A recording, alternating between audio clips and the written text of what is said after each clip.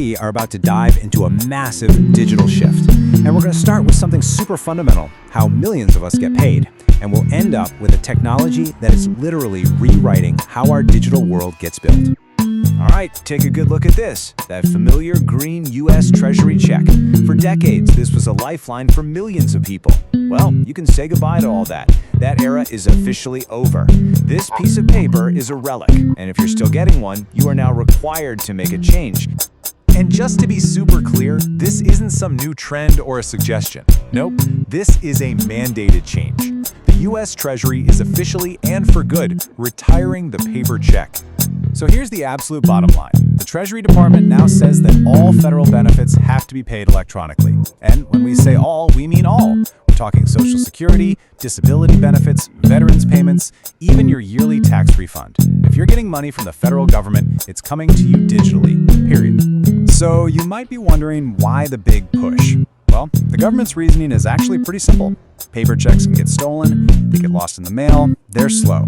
Electronic payments, on the other hand, are just way safer, you get your money faster, and get this, it saves a ton of taxpayer money on printing and mailing. So if you have a bank account, the government's #1 preferred way for you to get paid is direct deposit. So let's break down exactly how you get that set up. It's a really good question, and you know what? Thankfully, the answer is pretty simple too. The most important thing to remember here is that you don't call your bank to set this up. You have to go through the agency that's actually paying you. For Social Security, the official process is surprisingly easy. It's really just 3 steps. First, you're going to need your bank's routing and account numbers. Second, you contact the Social Security Administration. You can do it online, over the phone, or even in person. And third, and this is important, you've got to keep an eye on your account. The switch can take a month or 2, so whatever you do, don't close your old account until you see that first digital deposit hit. Of course, the real world can be a little bit messy. Looking at tons of customer reviews, we see that some people run into some serious headaches. We're talking about banks just suddenly closing accounts, being stuck on hold with customer service for what feels like forever, or dealing with payment delays because of some silly paperwork issue. It's just smart to know that these bumps in the road can happen. And this is exactly why knowing your rights is so critical. You have protections under federal law. Your bank has to give you a 30-day written notice before they can close your account, unless there's fraud, of course. You're also protected from discrimination, and you always have the right to file a complaint with the Consumer Financial Protection Bureau, the CFPB. But what if you don't have a bank account? That's a huge question. Well, the government has an official solution for that too. It's called the Direct Express Card. Think of the Direct Express Card as a prepaid debit card. Each month, your federal benefits just get loaded right onto it. And the most crucial part here, you don't need a bank account. There's no credit check. That makes it accessible to absolutely everyone who gets paid by the federal government. I know what you're thinking. What about the fees? And the good news is, for most of the stuff you do every day, it's completely free. Making purchases, getting cash back at the store, even one ATM withdrawal for every deposit you get, all free. Now, there are some small fees for optional things, like if you want to transfer money to another bank account or get paper statements mailed. So to kind of wrap up this first part, you've really got 2 main paths forward. If you have a bank, direct deposit is probably the way to go. It just plugs right into your financial life.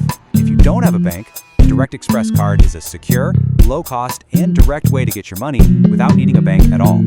Okay, so we've just seen how a really foundational system, just getting paid, has moved from physical paper to digital instructions.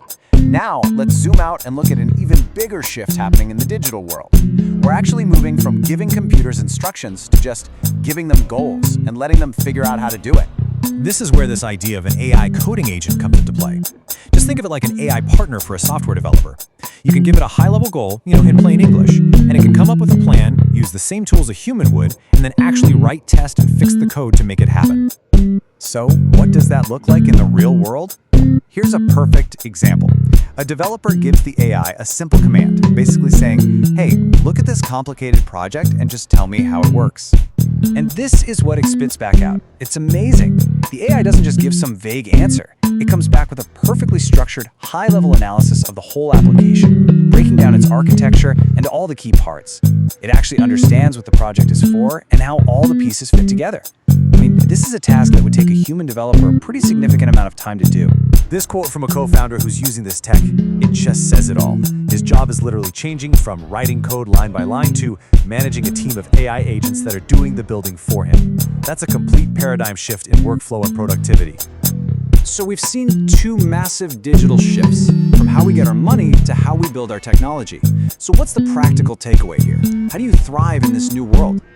Okay, for anyone navigating this move to electronic benefits, the data from real customer reviews points to some really clear winners and losers. Credit unions like Alliant and Navy Federal are consistently at the top for low fees and great service. If you want a big traditional bank, Chase is a solid choice. But based on a lot of reports about customer service problems, you might want to be a bit careful with a bank like Wells Fargo for these specific needs.